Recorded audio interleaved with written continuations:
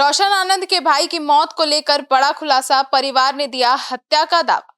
नमस्कार, आप देख रहे हैं सिटी पोस्ट लाइव। मैं हूं सृष्टि राज। खानसर कोचिंग विवाद से चर्चा में ज्ञान बिंदु के डायरेक्टर रोशन आनंद के भाई की मौत मामले में बड़ा अपडेट सामने आया है। उनके भाई प्रिंस की संदिग्ध मौत से जुड़े मामले में बड़ी खबर सामने आ रही है। क्या है वो खबर, आइए विस्तार से जानते हैं चीफ एडिटर श्रीकांत पत्तू सर से। सर, क्या है पूरा मामला? देखिए, नेपाल पुलिस के मुताबिक प्रिंस एपिलेप्सी की दवा का सेवन करता था। नेपाल पुलिस ने प्रिंस के कमरे से एपिलेप्सी की दवा बरामद की है। एपिलेप्सी मतलब होता है मिर्गी रोग। पुलिस ने प्रिंस के साथ मौजूद जो दोस्त थे उनका बयान भी दर्ज किया है और पुलिस ने प्रिंस के साथ मौजूद दोनों दोस्तों को हिरासत में लेकर पूछताछ की है और ये खुलासा हुआ है कि वो एपिलेप्सी की दवा का इस्तेमाल करते थे। प्रिंस के दोस्त अंकित कुमार और रोशन कुमार दोनों ने अपने बयान में कहा कि प्रिंस को पहले से बीमारी थी और वो मानसिक बीमारी की दवा खाता था। उन्होंने अपने बयान में कहा है कि घटना की रात भी प्रिंस दवा खाकर सो गया था। दोनों दोस्त जब घूमकर रात में होटल पहुंचे तब प्रिंस की तबीयत खराब होने के बारे में उन्हें पता चला। तत्काल एम्बुलेंस बुलाकर प्रिंस को हॉस्पिटल ले जाया गया। इलाज के दौरान ही प्रिंस की मौत हो गई। सर, तो क्या इस दवा के सेवन से मरीज की मौत हो सकती थी? देखिए, नेपाल पुलिस के अनुसार एपिलेप्सी के मरीज थे मतलब मिर्गी। प्रिंस, हाँ, और उनके कमरे से इस बीमारी की दवाएं बरामद हुई हैं जिनका वो नियमित सेवन भी कर रहे थे दोस्तों के हिसाब से। शुरुआती तौर पर कयास लगाए जा रहे हैं कि गंभीर स्वास्थ्य जटिलताओं, ब्रेन हेमरेज या दौरे से जुड़ी किसी समस्या के कारण उनकी मौत हुई है।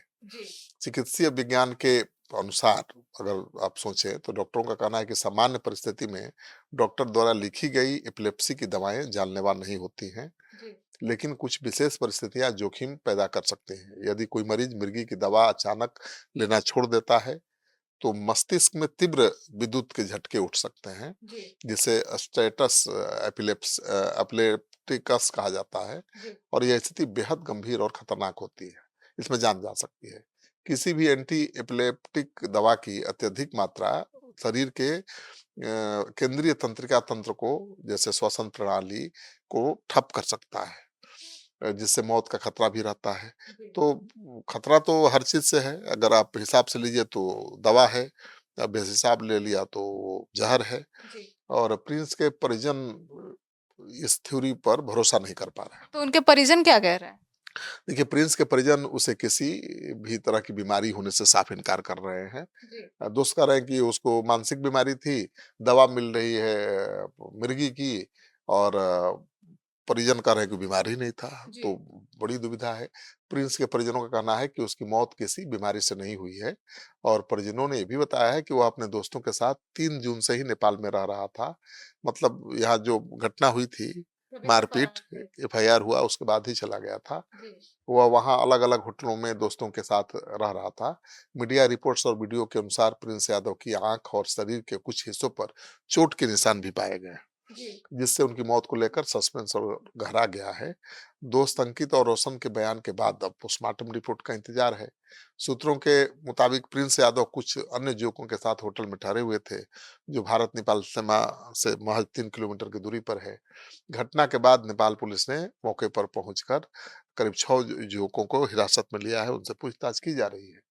तो ये सबसे बड़ा सवाल है कि ये बीमारी से मौत है या ये हत्या है, क्योंकि दवा मिली है। वो इशारा कर रही है कि दवा के ओवरडोज से उनकी मौत हो सकती है और उनके शरीर पर चोट के निशान हैं। वो इशारा कर रहा है कि कोई नोक-झोंक हुई है, झड़प हुई है।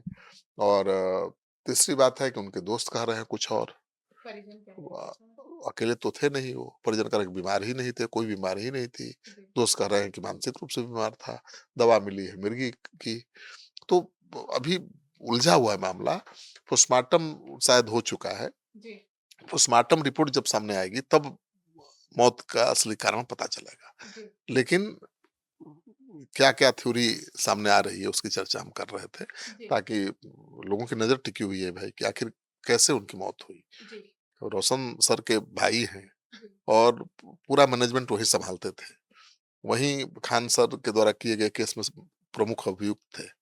तो उनकी मौत होगी तो संदेह तो होगा। और ये कैसे हो गया अचानक? एकदम चलता फिरता नौजवान अचानक जाता है कहीं होटल में ठहरता है और उसकी मौत हो जाती है। तो ये सवाल तो उठेंगे। परिजन पुलिस की थ्योरी से संतुष्ट नहीं है। पोस्टमार्टम रिपोर्ट आएगी उसके बाद पता चलेगा। तो मामला दूर तलक जाएगा। तो अपडेट्स पर सिटी पोस्ट लाइव की नजर बनी हुई है। जो भी अपडेट आती है सबसे पहले लेकर आपके पास पहुंचेंगे। धन्यवाद।